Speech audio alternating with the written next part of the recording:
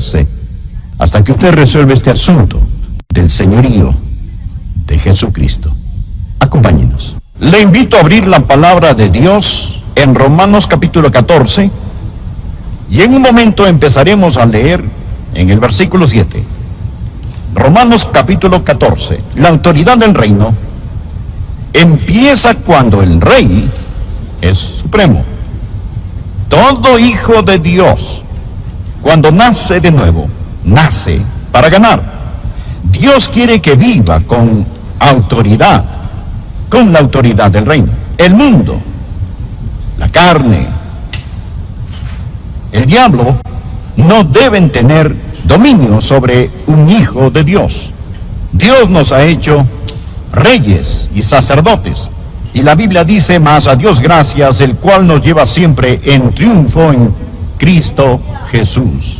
Pero no puede haber dominio ni reinado en esta vida hasta que nos sometamos a la autoridad que Dios ha puesto sobre nosotros.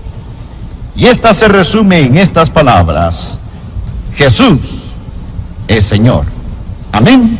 Jesús es Señor. La autoridad del reino nunca se otorga a los rebeldes. Y si se rebela contra el rey, nunca conocerá la autoridad del rey en su vida. Por favor, leamos Romanos capítulo 14, empezando con el versículo 7. Porque ninguno de nosotros vive para sí, y ninguno muere para sí. Esto quiere decir que no somos independientes o autónomos. Ninguno muere para sí mismos. Pues si vivimos, para el Señor vivimos, y si morimos, para el Señor morimos. Así pues, sea que vivamos o que muramos, del Señor somos, porque Cristo para esto murió y resucitó, y volvió a vivir, para ser Señor, así de los muertos como de los que viven. Pero tú, ¿por qué juzgas a tu hermano? O tú también, ¿por qué menosprecias a tu hermano? Porque todos compareceremos ante el tribunal de Cristo, porque escrito está: vivo yo, dice el Señor, que ante mí se doblará toda rodilla, y toda lengua confesará a Dios, de manera que cada uno de nosotros dará a Dios cuenta de sí. Lo que había pasado es esto: en la iglesia de Roma, los creyentes habían empezado a juzgarse entre sí. Estaban criticándose acerca de cosas donde habían opiniones válidas y diferentes, acerca de días, dietas, conductas particulares.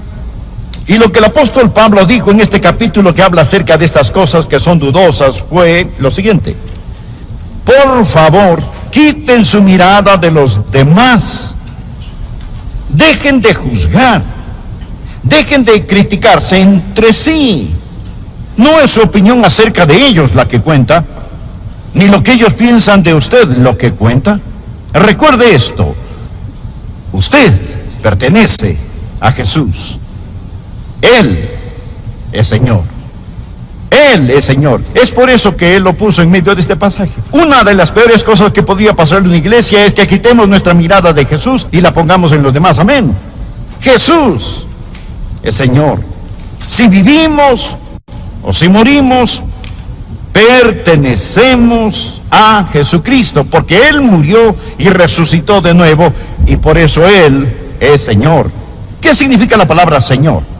La palabra Señor significa el que tiene el poder absoluto, la autoridad absoluta, el que es dueño, amo, y ese es el Señor Jesucristo. Permítame decir esto: la verdad fundamental del Nuevo Testamento es que Jesucristo es Señor. Entender eso es la clave fundamental para conocer y ejercer la autoridad del reino. A Jesucristo se le llama Señor nada menos que 747 veces en el Nuevo Testamento. Usted dirá: Pastor Rogers, si eso es verdad, creo que lo haré Señor. Es demasiado tarde para eso. Él ya es Señor. Hechos capítulo 2, versículo 36.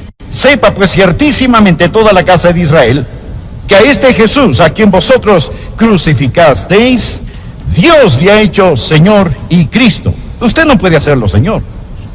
Lo único que usted puede decidir hoy es, primero, reconocería su señorío, y dos, se postrará ante Él. ¿No es cierto?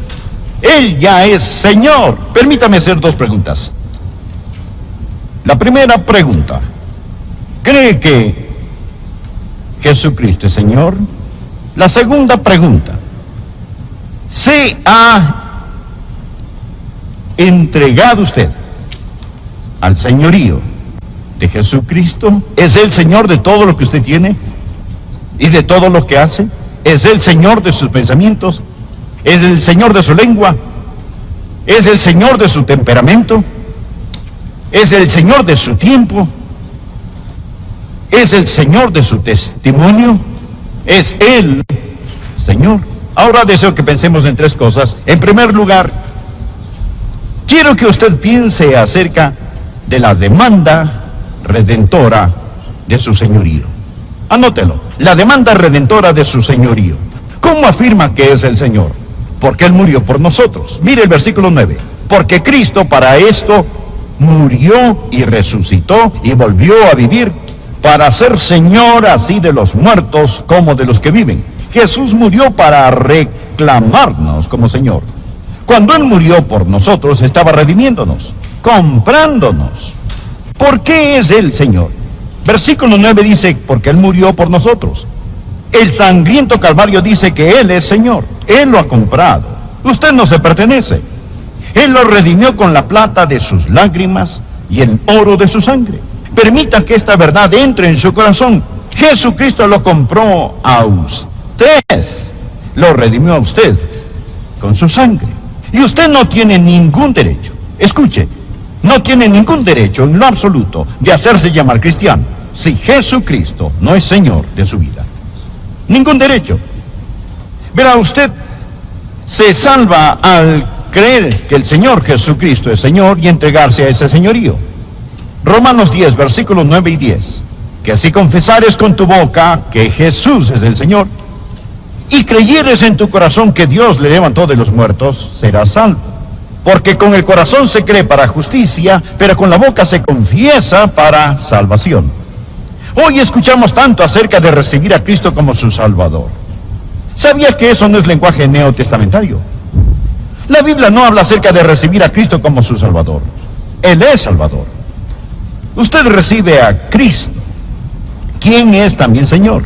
La Biblia dice: cree en el Señor Jesucristo y será salvo. Usted dirá: ¿cuál es la diferencia? Bien, cuando Joyce y yo nos casamos fue un día maravilloso. Suponga que el predicador me hubiera preguntado: ¿toma a Joyce como su legítima esposa? Imagínese que hubiera respondido: la tomo como servicio doméstico. Tengo la vaga impresión de que no me hubiera casado. Tomo a Joyce, es decir, todo lo que ella es. Verá, yo le dije a ella y a ese predicador: sí, la tomo. Y he pasado varios años aprendiendo lo que hice. Ahora, yo di todo mi ser a todo su ser. No entendía de qué se trataba el matrimonio. Aún estoy aprendiendo de qué se trata. Cuando di mi corazón a Jesús, no entendía de qué se trataba todo. Pero yo no me entregué con los dedos cruzados a mis espaldas. Yo di todo lo que conocía de mi ser a todo lo que conocía de Jesús. Yo le dije sí a Él. Yo tomé a Jesús y usted también debe hacerlo. Él es Señor. Se lo digo de corazón. Escúcheme. No crea que la salvación es como una línea de la cafetería donde usted dice: hoy tomaré un poco de salvación, pero nada de señorío, gracias. Jesucristo es Señor. Que si confesares con tu boca que Jesús es el Señor y creyeres en tu corazón que Dios le levantó de los muertos, serás salvo. Y usted no puede tener lo que Él da a menos que acepte quién es Él. Él es Señor. Ahora, amigo, uno de los más grandes predicadores ha sido Carlos Haddon Spurgeon. Vale la pena escuchar lo que él dijo. Si el converso declara que él conoce la voluntad del Señor, pero no le presta atención, eso deberá asegurarle que no es salvo. No piensen que el Evangelio es magnificado o Dios es glorificado al ir a los mundanos y decirles que se pueden salvar en ese momento simplemente al aceptar a Cristo como su Salvador, mientras están casados a sus ídolos con sus corazones y sus corazones aún están enamorados del pecado. Si hago eso, les digo una mentira, pervierto el Evangelio, insulto a Cristo, convierto la gracia de Dios en lascivia. No es Cristo y, es Cristo o. Ahora, ¿por qué? ¿Por qué Él murió por nosotros? Para reclamarnos como Señor. Existe la demanda redentora de su señorío. El segundo punto que quiero que usted note. No solo la demanda redentora de su señorío, sino la resurrección conquistadora de su señorío. Regresa a nuestro texto, mire el versículo 9. Porque Cristo para esto murió. Él murió para reclamarnos como Señor y resucitó. Resucitó para controlarnos como Señor. Existe la demanda redentora y la resurrección conquistadora de su señorío. Él mostró ser Señor, el Hijo de Dios por medio del poder de la resurrección de los muertos. Cuando murió, se entregó por nosotros. Pero cuando resucitó, Él se entregó a nosotros. Y ahora vive en nosotros como Señor. ¿Qué significa eso para usted? Uno, significa su sumisión completa. No puede haber ningún otro en su vida. Ninguno puede servir a dos señores. Jesús no será rey en su tiempo extra, un rey de media jornada con un dúplex de trono. Significa que usted solo se compromete con Jesucristo. Alguien dijo, Él debe ser Señor de todos y va a ser Señor del todo. Segundo, significa que Él es dueño de todo lo que usted posee. Cuando un hombre posee un esclavo, posee todo lo que el esclavo posee. Y somos esclavos de Jesucristo. De paso, he notado que lo que un hombre hace con sus posesiones es una buena indicación si Jesucristo es o no Señor de su vida. Usted dirá, Él es Señor de mi vida, yo le doy el 10%. Entonces Él no es Señor del 90%. Amigo, Él es Señor de todo. Él no posee el 10%. Él posee todo lo que usted tiene. Cuando usted trae su diezmo a la casa de Dios, cuando usted da lo que Dios le ha puesto en su corazón, eso es solo una expresión tangible del hecho de que Él lo posee todo. ¿Sabe qué es lo que dice cuando usted da? Usted dice, Señor, esta ofrenda es una expresión tangible, visible de mi bendición total a ti. Este regalo representa mi inteligencia, representa mi sudor, representa mi habilidad, representa mi tiempo, mi intelecto. Eso fue lo que requirió conseguirlo, y cuando lo doy, cuando te lo devuelvo, solo representa que todo pertenece a ti y que yo soy tu administrador. Por eso, que Jesucristo viva para controlarlo significa obediencia indisputable. Jesús hizo una pregunta pertinente en el capítulo 6 de Lucas, versículo 46. ¿Por qué me llamáis Señor, Señor, y no hacéis lo que yo digo?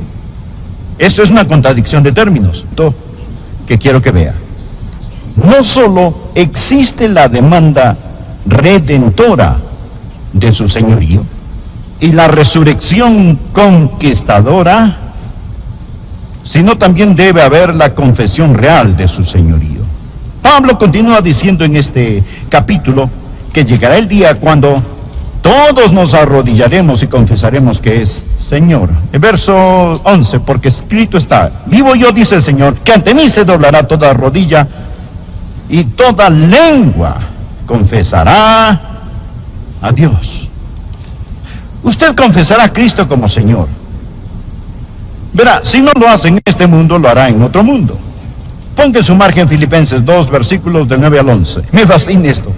Habla de Jesús que dejó el cielo, caminó las polvorientas playas de Galilea, colgó en agonía en una cruz. El versículo 9 dice, por lo cual, escuche esto, Dios también lo exaltó hasta lo sumo y le dio un nombre que sobre todo nombre, para que en el nombre de Jesús se doble toda rodilla de los que están en los cielos. está hablando de los ángeles, y en la tierra, estos son los humanos, y debajo de la tierra, estos son el diablo y los demonios, y toda lengua confiese que Jesucristo es el Señor, para gloria de Dios Padre. Es un hecho futuro histórico que todo ser creado un día confesará que Jesús es el Señor. Esto no significa que sean salvos, mas un día lo confesarán como Señor. Los santos de todas las edades se arrodillarán ante Jesucristo. Noé dirá: Jesús es Señor. Moisés dirá: Jesús es Señor. Abraham dirá: Jesús es Señor. Isaac dirá: Jesús es Señor. Jacobo dirá: Jesús es Señor. Isaías, Ezequiel, Daniel, al unísono dirán: Jesús es Señor. Todos los reyes y gobernantes que hayan vivido se arrodillarán y dirán: Él es Rey de reyes y Señor de señores. Un día finalmente el mismo Satanás inclinará su cabeza y dirá: Jesucristo es el Señor. Toda lengua confiese que Jesucristo es el Señor. Pero esto es lo maravilloso. Nosotros no tenemos que esperar hasta morir para decir que Jesús es Señor. Si fueran a hacerme una operación y decirme: Adrián, te vamos a cortar la lengua, si tienes algo que decir, es mejor que lo digas ahora. Solo tienes confirma a los santos. Cuando usted hace un hábito el confesar el señorío de Cristo, ayudará a que su fe crezca. La confesión fortalece la fe y la fe fortalece la confesión. Usted empieza a hacer algo recíproco. Verá, entre más afirmamos algo a otros, más echa raíz en nosotros.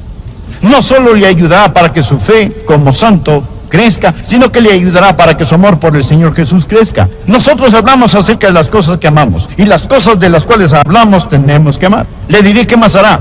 No solo conquista a Satanás y da consuelo a los santos, sino que redarguye a los pecadores cuando declara que Jesucristo es Señor. ¿Sabe cuál es el problema con muchos de nosotros hoy? Muchos de nosotros decimos: bueno, no voy a ser un ganador de almas verbal, abierto, pero le diré que haré. Voy a vivir de tal forma que los que ven mi vida, cuando la vean, quieran ser creyentes. Bien, acérquese. Le quiero decir algo, mi amigo. Ellos no se salvan por su vida, se salvan mediante la muerte de Cristo. Y a menos que usted les comparte el Evangelio, no se van a salvar. De hecho, si ellos ven su vida y no entienden por qué vive así, usted está aceptando alabanza bajo pretensiones falsas. Y usted recibe la gloria en lugar de darle la gloria a Él. Pero cuando usted le dice a sus amigos: Jesucristo es Señor, y Jesús es el que me transformó, y el secreto de mi vida es Jesucristo, quien vive en mí, entonces, amigos, las personas van a reconocer sus pecados. Escucha, amigos, ¿quieren la autoridad del reino? ¿Le gustaría que Dios vierta su vida y su fuerza en usted? Permítame decirle que la autoridad del reino no es para los rebeldes. Usted nunca será sobre hasta que esté bajo autoridad. Usted debe estar bajo el señorío absoluto de Jesucristo. Y no se avergüence de este, ni le tenga miedo. Uno de estos días toda lengua confesará, toda rodilla se doblará y confesará. ¿No cree que ya es tiempo que lo confesemos? Escuche, amigo. ¿No cree que ya es tiempo ahora mismo que tengamos un servicio de coronación? En este momento, en su corazón y en su vida, doble su rodilla y diga que Jesucristo es Señor. En todo corazón y en toda vida humana existe un trono. Si el yo está en el trono, Cristo está en la cruz. Si el yo está en la cruz, Cristo está en el trono. ¿No le gustaría tener un servicio de coronación y decir: Jesucristo es Señor de mi vida? Y entonces, amigo, cuando usted se enferme y llegue la hora de morir, cuando las aguas de la muerte mojen sus pies, ¿no sería maravilloso decir: Jesucristo es Señor? Y cuando suene la trompeta y las tumbas entreguen los muertos y los cielos se abran y el Señor Jesús descienda en toda su gloria, ¿no sería maravilloso levantarse en la resurrección y decir: Jesucristo es Señor? Y cuando los redimidos de todas las edades estemos juntos alrededor de ese trono y los ángeles, los principados y los poderes se postren ante Él, ¿no sería maravilloso? ¿No sería maravilloso unirse a todos esos redimidos y mirar al que tiene las manos con las cicatrices de los clavos y confesar, Él es Señor.